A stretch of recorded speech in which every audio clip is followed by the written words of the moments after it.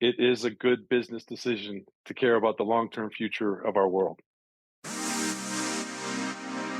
Welcome to Agency for Change, a podcast from KidGlov that brings you the stories of changemakers who are actively working to improve our communities. In every episode, we'll meet with people who are making a lasting impact in the places we call home.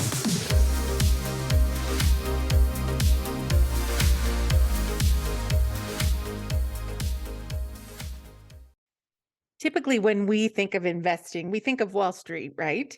People in expensive suits, buying and selling shares, dealing with unimaginable amounts of money. If you've seen The Wolf of Wall Street, you know the types I'm referring to. But imagine for a moment an investor who also considered the social and environmental benefits of the companies they put their money into. If people invested in businesses working to address global issues, think about the impact we could have on the climate crisis, solving energy shortages, ending food insecurity. Today's guest has founded a company on this exact premise, and you're going to hear from him about what his organization is doing to make a positive impact, how his business works, and how you can get involved. Hey, everyone, this is Lynn Weinman, President and Chief Strategist at KidGlov. Welcome to another episode of the Agency for Change podcast. Today's guest is Craig Jonas, founder and CEO of CoPeace, which is a public benefit corporation that helps impactful companies grow. Craig, welcome to the podcast. Hey, Lynn, great to be here. Looking forward to being with you today. Yeah, I have been looking forward to this conversation as well, since it's been on my calendar for a little bit. I wonder if you would just start by telling people who may not have heard of CoPeace. There's probably one or two out there at this point. Tell them a little bit more about what you do. Well, thanks. I like to think we're kind of an untarnished, unknown commodity right now still. So we I still like have that. the opportunity to tell our story and tell the world about what we're doing. But CoPeace is a impact investing holding company that helps impactful companies grow. And we do that through a couple different ways. We invest in companies that we see are out there doing the work and that we think will provide our stakeholder community a return. And we also provide services for companies that are B-Corp and are out there, making the world a better place and have some needs. Yeah. So you mentioned B Corp. KidGlov is a B Corp. CoPeace is a B Corp. There's a few throughout the world. Yeah, I think yeah. over 4,000 globally now. But could you It's not talk a that little? easy. It's It's not not that easy. easy at all. I am on record as saying it's a very rigorous process. Can you talk a bit about why you decided to become a B Corp and what that process was like? Yeah, well, thank you. For us, it is core to what we're trying to do. So for us to have the stamp of approval that we are actually walking the walk in the impact world in the way that we want to do it is a big deal. It was as a company that's in the finance world, there aren't a lot of us in that are B Corps. We're also legally a public benefit corporation. So in Yeah. our bylaws, it's written in that our stakeholder community is more important than just the shareholder value. So that the fact that we were legally a PBC, public benefit corporation, was a nice evolution for us to become a fully certified B Corp. It is a strenuous process, and I think it is. We were a bit of a square peg in the round hole Yeah. because of what we do, and we're not just some kind of product that you can identify and make sure that the supply chain is, making sure they're doing everything the right way on the environment, the government, and the social side. There are a lot of questions that you have to answer to become a fully certified B Corp. So we're quite pleased. We're in our third year, so we're actually Wow. up for Recertifying now. yeah, we're up for recertifying. So we're going through there, and we did learn a few things. We kind of use B Corp as part of our investment thesis and part of Yeah. our partnership thesis. I do think that we do try to we're very consistent to the goals of the B Corp. So I think our score is going to go up. We are been a virtual company for the whole time, and we actually got dinged last time on our environmental score because we didn't have a building, even Right. though even though we had solar. And we reduced our cars. We walk where we can. We use public transportation. We're very, very sustainable company, and all of our people are. But we didn't get the positive score for having a building that was also certified as environmentally friendly. So interesting process. Yeah, I've got to imagine that they have learned to deal with that a bit over the last few years. But I think KidGlov Hmm. went through the same process where we thought, hey, we are a good company doing good things. This should be pretty easy. And it was Hmm. quite rigorous, but also I think it made us better. There were a lot of Yes, questions and I think it's just a great standard and something to measure improvement against as I well. agree. And So, when you see that B Corp brand, especially as a B Corp, you realize what they had to do to achieve yeah. that, and Yeah. it helps make some partnerships easier. So yeah, I appreciate it, and I do think you're right. I like that it made us better because we saw what some of the metrics were, and we used those and learned from them, and yeah, our scores can be much better this time. Absolutely.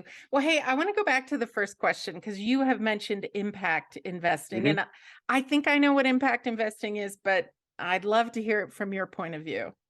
Yeah, well, so it's still something that I think is a little bit nascent in a lot of ways in the world. For me, when I heard about it, it sounded too good to be true.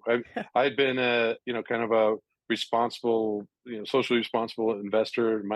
And I was always willing to give a couple points and say, well, hey, we're trying to do something good for the world. It's fine if it doesn't have the same return. But impact investing argues that it's a good business decision to care about the long term Yeah. future of our world, and that you shouldn't be shy about finding companies that are doing good work and making the world a better place, but also creating a strong return because that helps the sustainability of the machinery that makes the world a better place, or at least saves humanity from extinction. Yeah. Which is something that's That would be a real good for us right thing. now. Yeah, I think it's right in front of us right When you now. talk So about positive impact, that's maybe at the top of the list. yeah, yeah. I give the story of my parents being, very socially motivated, minded people.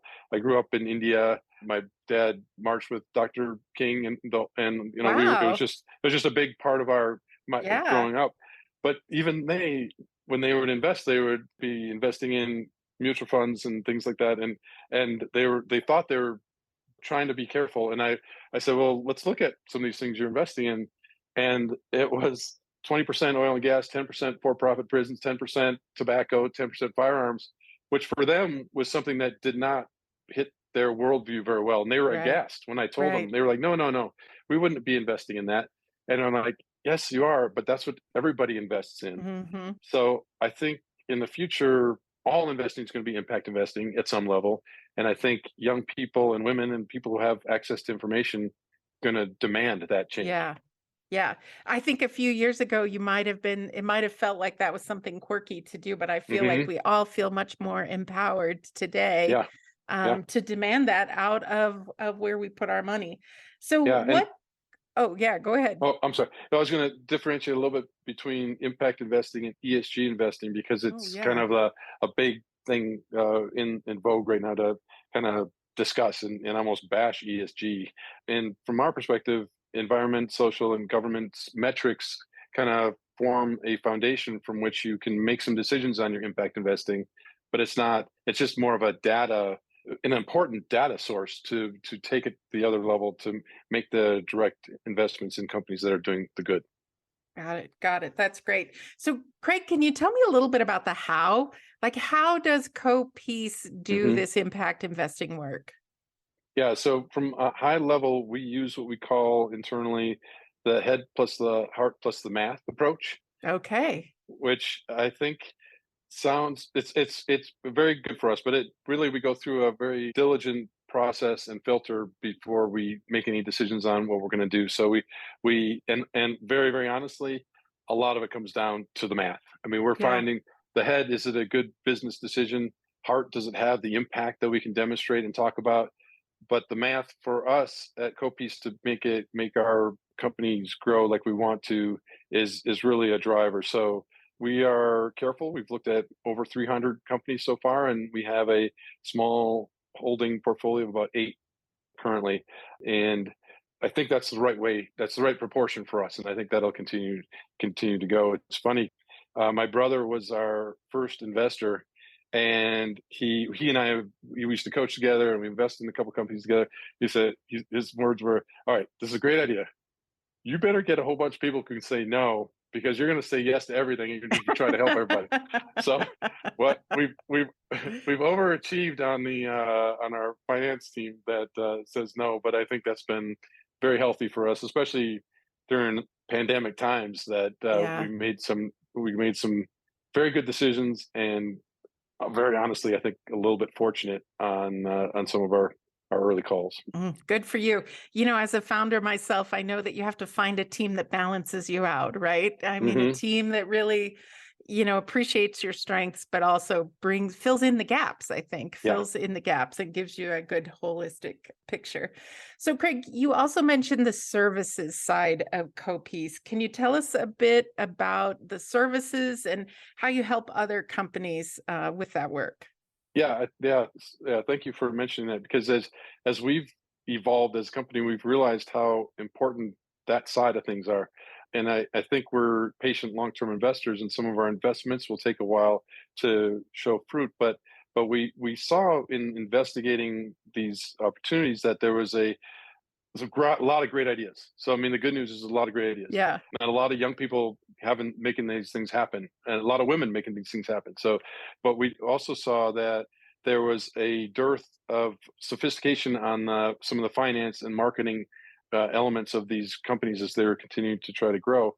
And we, instead of us being shy about our no hair, gray hair, old, old people, we decided, well, because we want to be cool with the young people, we decided maybe our experience could be helpful for these companies Hmm. as they grow. So we've been able to fill in some gaps for young companies as they sometimes don't know what they don't know, and Right. really help them complete their team in an efficient way without them having to hire somebody full time. Quite enjoyed this service side. I mean, so we've got CoPeace Finance, we call it CoPi for short.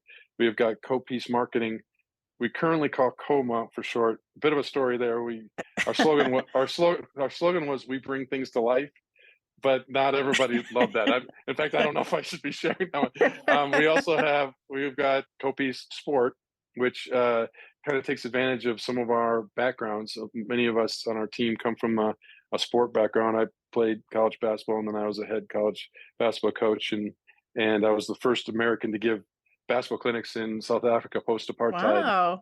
in the townships. Yeah, which was really cool. But you learn how sport has the ability to, as Nelson Mandela says, sport has the power to change the world. So instead of Absolutely. us like kind of not taking advantage of our backgrounds, we decided to blow on those embers a little bit. So we have a couple of sport initiatives, and we are about to start our a wholly owned subsidiary calling CoPeace Medical, which is going to be CoMed for short, and that'll be in the health and wellness space, because we've looked at a couple opportunities there, and we're very close to doing some deals on that side. That sounds So yes, fantastic. Hey, thinking about your coaching background, I mean, it really does sound like CoPeace Services it's a formalized coaching relationship with it, growing yeah, business teams, right? yes. It's funny that you should say that, and very acute. I mean, but it's true. There's that need, and yeah, leadership and management and some of that stuff is something that as a coach you do because out of necessity. That's just kind of what you do. Right. You motivate your team, but I think a lot of young companies have that gap, and so yes, I think we're trying to be coaches. And one of the things that inside of our services that people have gravitated to is kind of the C-suite support, where we're available with some of our network of experienced people to help these founders as they grow. So that you That's identified fantastic. kind of the coaching side of it. Yeah, yeah. I remember as a young founder really looking for those relationships. And actually, my young founder, I came to entrepreneurship in my 40s. So I wasn't that young, but early in my business life, looking for those people out there that really understood. So I think that's fantastic. Do you have any examples, any stories you could share, Craig, how you and CoPeace have helped an impactful company grow?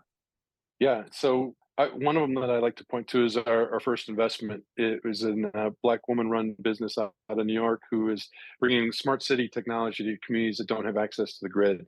Oh, wow. And she's brilliant, and it's a cool story because it came to us through our NBA connections, through some of our sport connections, and the people that approached us thought that our team and experience could be very helpful for this company called Uncharted as they grew, and we've really had a nice beneficial mutually beneficial relationship. So we've helped them grow kind of across the board on some finance side, on some relationship side, on some marketing ideas, and they, as we talked about being a little fortunate about some of our choices, being in the clean infrastructure space is a good place to be right now. Yeah, that one's great. We helped a company here in Colorado called Compost Colorado as they started to generate some new revenues, and they got a decent grant through some of the knowledge that they learned from our team. We just did a deal that is not publicly. It'll be publicly available by the time this podcast All comes right, out. that sounds But good. it would, yeah, with a company that is a media company that we worked with when I was on the team for the company that created the virtual yellow line in sports and the glowing blue puck in hockey and all that. He was at the NHL, and he Honestly, I has cannot watch football without the virtual yellow line. I'm sorry to interrupt you, Craig, but that was an important innovation. well, it's fun. It's cool to have something that's had long lasting influence, that's for sure.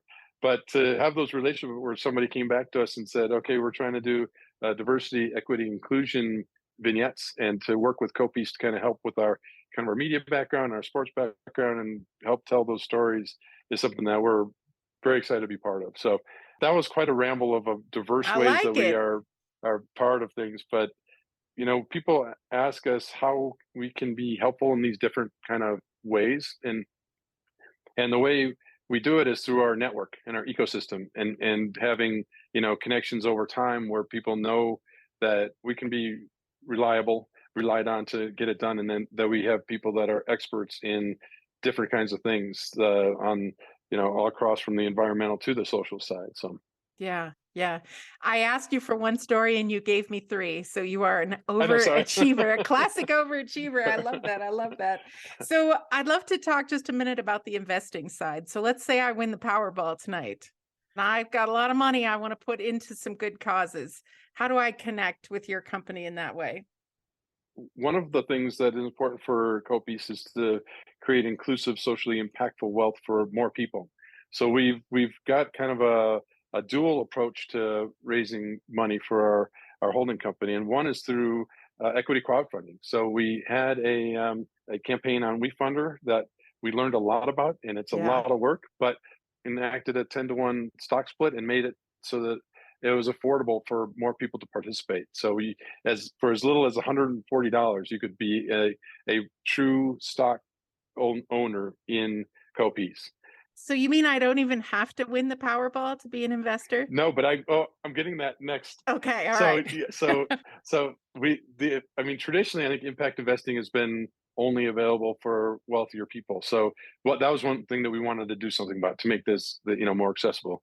But we do realize for us to do the work, we also are going to need the capital to do the work. So we have a credit investor campaign as well. So once you win the Powerball, you can go into it's called the SVX platform, which allows people who are accredited investors to also participate in CoPeace. And we've been approached by some family offices and some foundations and some endowments, and I think that's one of our next steps as we continue to grow. Ah, that's fantastic. Actually, speaking of next steps, in addition to that, what do you see in the future, Craig? What's in the future for CoPeace? So CoPeace is on track to be a publicly traded company. That's our goal. I mean, for us to have the ultimate liquidity for our stakeholder and shareholder community is something that's very important for us. So our next phase is to create a mini IPO, which is called Yeah. a Reg D, the Reg A plus campaign. That's something that we are working on, and then that revolves nicely into being something that's on a platform where more people can participate and go in and out if they wish. We also want to continue to make investments. So with the additional capital, we can continue to make investments. Like we talked about, there's good stuff out there for us. Next will be some larger investments. I think that's our goal. We've been to date focusing on early stage companies, but I think we'd like to blend that a little bit with some more mature companies. One of the things we did find out is that something we didn't expect. We as boomers grow, there are some boomers that are pretty cool and have been doing some impactful stuff, and they're looking around and wondering who they can trust with their baby and how they can gracefully exit. Right. So one of the things I think CoPeace can be is that graceful exit for some of these companies that have been, doing impactful work and can trust us to kind of take it from there and take it forward. So I overachieved on that one too. I You kept are a rambling. big Sorry about idea guy. Yeah, you are a big idea guy. I that. love everything about that. I feel like I could listen all day, but I do want to ask you, I'm going to ask you next my favorite question.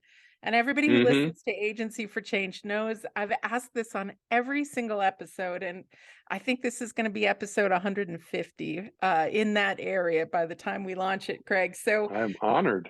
yeah, I am inspired by motivational quotes. And I'm wondering if Hmm. you could give us a Craig Jonas original to inspire our listeners. Well, I think one of the original quotes that I came up with that I've probably used already during our talk here is, "It is a good business decision to care about the long-term future of our world." I love it. I'm going to repeat that. It is a good business decision to care about the long-term future of our world. That is a Yeah. great one. I think bumper sticker worthy for sure, except for we'll put the bumper sticker on our bikes. How about that? Perfect. Yes. Bikes and yes. Craig, for people who are listening today and just really want to learn more, because there's so many different angles, the services, the impact investing, I mean, so Mhm. many different angles people could get involved. How can they find out more about CoPeace? Yeah, so our you can go to our website, copeace.com. There's quite a bit there. It's not that easy to find all the time, but we're working on that. I know But someone who can help you I with know, that, by the way. yeah, but we're gonna talk. We're gonna talk. I think that's the best. If you go to WeFunder and search CoPeace, you can go WeFunder/CoPeace and learn a little bit more about our crowdfunding campaign. You can go to svx.us or invest.svx.com and go and see the CoPeace is, I think, the top product right now in that platform. Awesome. So those are Craig, different places. that's fantastic. We'll put links to all of those in the show notes on the KidGlov website as well. So, as we wrap up this great conversation, it's been so much fun, by the way.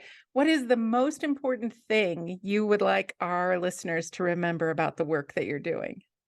That it's not impossible to invest in things that are making the world a better place and getting a strong return, even though that sounds idealistic. And honestly, I thought it was idealistic too when I started researching. And then I realized the data is supporting that this is real. I actually started our first board meeting saying, "All right, this is an idealistic idea, and everybody has a different idea about what that ideal is." But then, as we kind of became more familiar with what was going on, we realized the movement is real, and young people will not let it not succeed. It has to succeed. Craig, our paths have so many parallels. I remember the day when we decided KidGlov was going to be focused on putting a megaphone in front of those who are doing good. There was a moment of panic, quiet panic on my part, going, can we do this? Is this real? Or is it just too much rainbows and Hmm. unicorns, right? But Hmm. more and more research and data is coming out to support the fact that people do want to support organizations that are making the world a better place, whether it's with their investments, with their volunteer time, with their purchasing power. More and more evidence that you are on the right path, my friend. So thank you for Well, that. thank you for that, because that makes me feel good, because it does feel lonely sometimes, as you know, as a founder, to hear that kind of assurance Yeah. Yeah, when is your great, and I banker applaud. says, "What is this B-Corp thing? Why are you doing that?" Right? Well, and I applaud KidGlov for kind of having that vision and being a B Corp and doing, taking those chances, because those are chances that you were Yeah. taking. Yeah, thank you for that. Craig, I have really enjoyed this conversation. I appreciate you taking the time, and I fully believe the world needs more people like you, more organizations like CoPeace. And more like you, Lynn. Thank you so much. I really appreciate being part of this. Thanks, Craig. We hope you enjoyed today's Agency for Change podcast. To hear all our interviews with those who are making a positive change in our communities, or to nominate a changemaker you'd love to hear from, visit KidGlov.com at KIDGLOV.com to get in touch. As always, if you like what you've heard today, be sure to rate, review, subscribe, and share. Thanks for listening, and we'll see you next time.